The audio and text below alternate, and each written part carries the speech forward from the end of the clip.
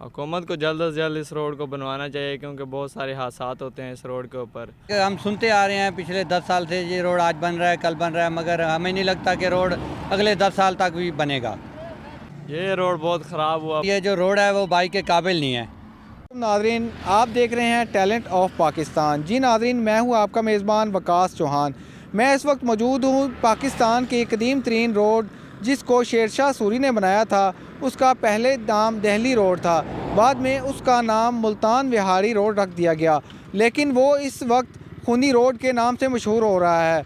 और क्योंकि वो रोड की बजाय बड़े गढ़ों में तब्दील हो गया है और यहाँ से जो गुज़रने वाले मुसाफिर और ट्रांसपोर्टर हजरात हैं वो बहुत सी मुश्किलात से गुज़र रहे हैं और यहाँ आए रोज़ हादसात हो जाते हैं, जिसकी वजह से लोग अपनी कीमती जानों से हाथ धो बैठते हैं।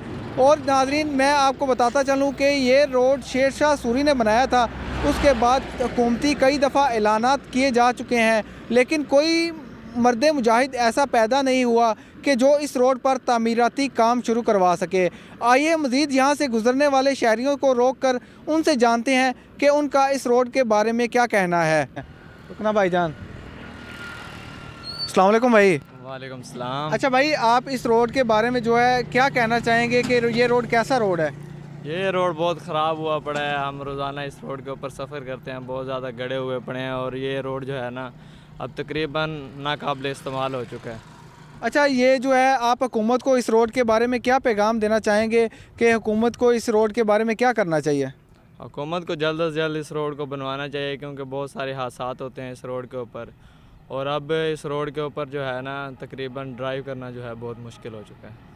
अच्छा, आप ये बताएं कि हुकूमत ने इस रोड के बारे में कोई ऐलानात किए हैं या नहीं किए, उसके बारे में आपका आप क्या जानते हैं कि हुकूमत ने ऐलान किया या नहीं किया? ये रोड तकरीबन 4-5 मरतबा ऐलान हो चुका है। कभी कहते हैं इसका टेंडर भी भरा जा चुका है, लेकिन फिर वही दोबारा गढ़ों को मरम्मत कर दी जाती है और फिर वही दोबारा ड्रामेबाजी रहती है और ये रोड तकरीबन मेरे ख्याल में अब ना ही बनेगा जो चल रहा है। जी नाजरीन, एक और शहरी जो है पैदल आ रहे हैं। आइए मज़ीद उनसे जानते हैं उनका इस रोड में क्या कहना है। अस्सलाम वालेकुम भाईजान। वालेकुम सलाम। अच्छा भाईजान, आप इस रोड पे पैदल सफ़र कर रहे हैं, आपके पास बाइक वगैरह नहीं है? जी अल्हम्दुलिल्लाह बाइक है, मगर ये जो रोड है वो बाइक के काबिल नहीं है। नहीं, क्यों रोड बाइक के काबिल नहीं है? इतनी बाइक्स चल रही हैं यहाँ, लोग इतनी महंगी गाड़ियाँ लेके गुजर रहे हैं, आप क्यों कहते हैं कि बाइक के काबिल नहीं है? भाईजान, आप रोड की सूरत हाल ने आपने खुद देखी है। रोड जो है जगह जगह से टूटा हुआ है और ये मुझे नहीं लगता ये रोड बाइक चलाने के काबिल है। मैं समझता हूँ ये रोड पैदल जाने के काबिल है बस। आप अच्छा, आप इस रोड के हवाले से हुकूमत को कोई पैगाम देना चाहें तो आप क्या पैगाम देंगे?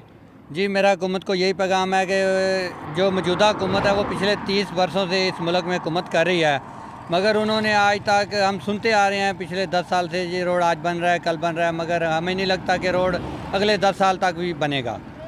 जैसा कि आपने शहरी और मुसाफरों की बात सुनी, उनका यही कहना था कि ये रोड जो है बड़े गढ़ों में तब्दील हो गया है और हम इस रोड इतनी खस्ता हाली का शिकार है कि हम इस पर अपनी बाइक भी लेकर नहीं निकलते।